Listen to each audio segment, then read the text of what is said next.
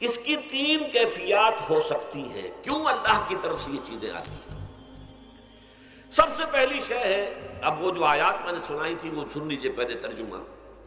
سورہ تغابن میں فرمایا ما صاب من مصیبت الا باذن اللہ، دیکھو کوئی مصیبت تم پر نہیں آ سکتی، نہیں آتی مگر اللہ کے اذن سے۔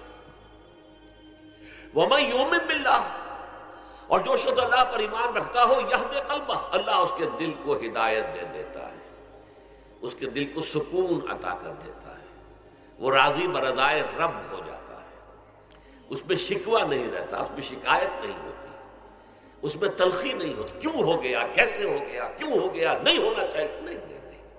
یہ سارا جو پیچ آدمی کھاتا رہتا ہے نا اندر ہی اندر، وہ جو پیچ کھا رہا ہے، یہ سب پیچ سے نجات نہیں گئی۔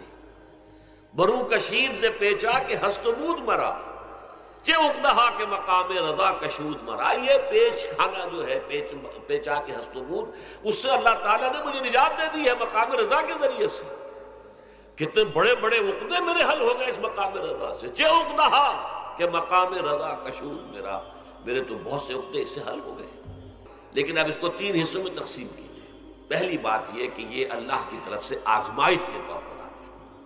آزمائش، میرا بندہ اس پر صبر کرتا ہے یا نہیں، یا میرے خلاف بکواس کرنے پر آمادہ ہو جاتا ہے۔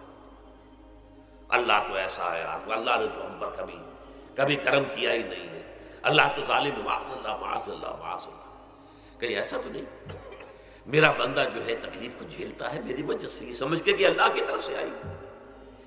یہ سب جو ہے یہ بہت بڑی کامیابی ہے اگر انسان کو حاصل ہو جائے۔ اور اس صبر کے نتیجے میں دو اور باتیں پیدا ہوتی ہیں۔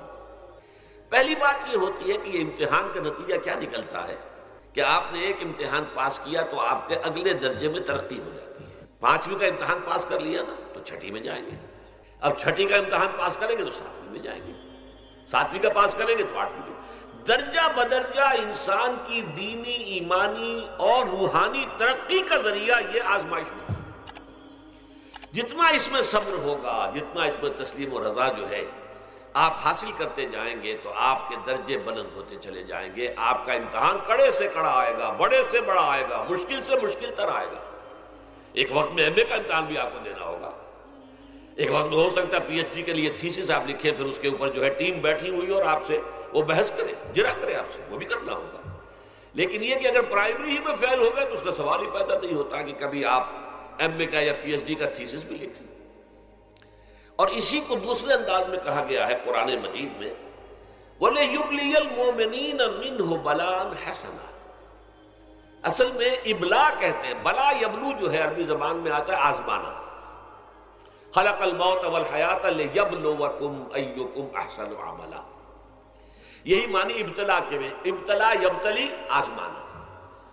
ابلا یبلی جو آتا ہے باب افعال سے، اس میں آتا ہے کسی کو کسی تکلیف میں ڈال کر اس کو نکھارنا، کہ اس کا جوہر نکھر جائے، اس کے اندر جو خیر ہے وہ اور چمک جائے، لوگوں کو بھی معلوم ہو جائے کہ یہ شخص اس مقام کا اہل ہے، اس کے اندر یہ صلاحیت ہے، اس میں یہ قوت موجود ہے۔ تو یہ گویا کہ اہل ایمان کی صلاحیتوں کو نکھارنے کے لیے اور ان کے درجات کی ترقی کے لیے بھی اللہ تعالیٰ دنیا کے اندر یہ مصیبتیں اور امتحانات جو ہیں آزمائش کے حوالے سے افراد پر بھی اجتماعی طور پر بھی لاتا ہے۔ اور ایک اس کا اور بھی ہے، اہل ایمان پر اس طرح کی ابتلا و آزمائش کی ایک نوعیت اور بھی ہے، اور وہ یہ ہے کہ جو بھی آپ سے غیر ارادی طور پر یا یہ کہ آپ نے کوئی گناہ ارادی طور پر بھی کر لیا، اللہ تعالیٰ اس کی سزا اسی دنیا میں دے کر آخرت کی سزا سے محفوظ کر دے۔ گویا کہ اس سے بڑا خیر کیا ہوگا؟ یہاں کی سزا کیا ہے؟ جھیل لیا آپ نے، بخار آ گیا، ٹانگ ٹوٹ گئی، چلیے 3 مہینے آپ بستر پر پڑے رہے نا، اور کیا ہوا؟ کچھ نہیں۔ لیکن یہ کہ آخرت کی سزا ملتی بہت عظیم ہوتی، لہذا کفارہ بناتا ہے اللہ تعالیٰ گناہ، ان جو بھی گناہ ہو گئے ہیں، غلطیاں ہو گئی ہیں، ان کا کفارہ اللہ تعالیٰ بندہ مومن کے لیے، حضور کی ایک حدیث ہے، اس کا متن مجھے اس وقت یاد نہیں ہے، کہ مومن کا معاملہ عجیب ہے، اسے کوئی تکلیف پہنچتی ہے صبر کرتا ہے، وہ اس کے گناہوں کا کفارہ بن جاتا ہے، اور اگر کوئی خوبی ملتی ہے تو اللہ تعالیٰ کا شکر ادا کرتا ہے، اس کے درجات بلند ہو جاتے ہیں۔ تو یہ معاملہ جو ہے اللہ تعالیٰ کی طرف سے بندہ مومن کے حق میں خیر کہ در حقیقت اس کے ان گناہوں کی پاداش کہ جو اس نے یہاں کر لیے ہیں یہی دنیا میں دے کر دھو دیا جائے، پاک کر دیا جائے۔ جیسے آپ کو معلوم ہے دھوبی جو ہے کپڑے کو بھٹی میں چڑھاتا ہے، گرم پانی میں ڈالتا ہے کہ نہیں ڈالتا، تاکہ اس کا میل نکلے، اس کے آگے پٹکتا بھی ہے ذرا اس کو تاکہ وہ میل اچھی طرح چھٹ جائے اس سے۔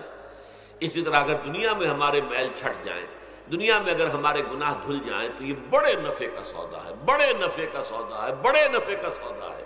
اس اعتبار سے آپ غور کیجئے کہ اگر یہ حقائق ہمارے سامنے رہے تو کیا کوئی تکلیف دنیا کی ہمیں بھاری محسوس ہوگی؟